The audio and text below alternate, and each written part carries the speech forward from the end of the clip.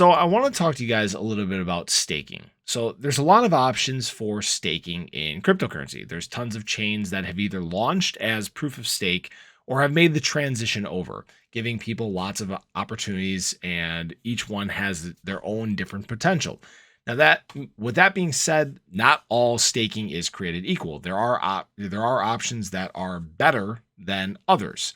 For example, Cardano offers some of the most flexibility when it comes to staking. And I want to walk you guys through what this is.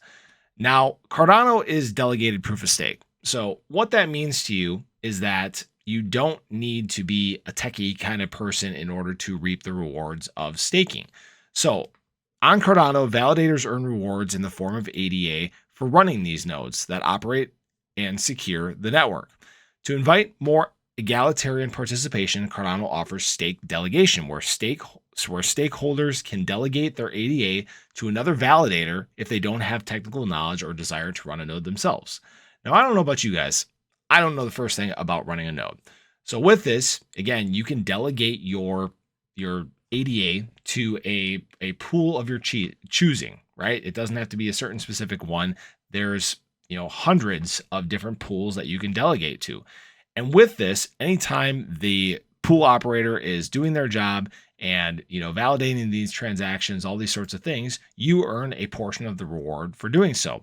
Now, that being said, each chain has their own different payout. I think ADA is somewhere right now in the 3% APY range. So you do earn some rewards for doing this.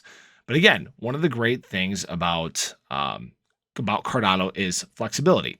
So one of the biggest things in this staking protocol for Cardano is that your coins are liquid, which means that anytime you get rewards or want to take your coins out of the staking, you can do so at any time. They're not locked up for a certain length of time.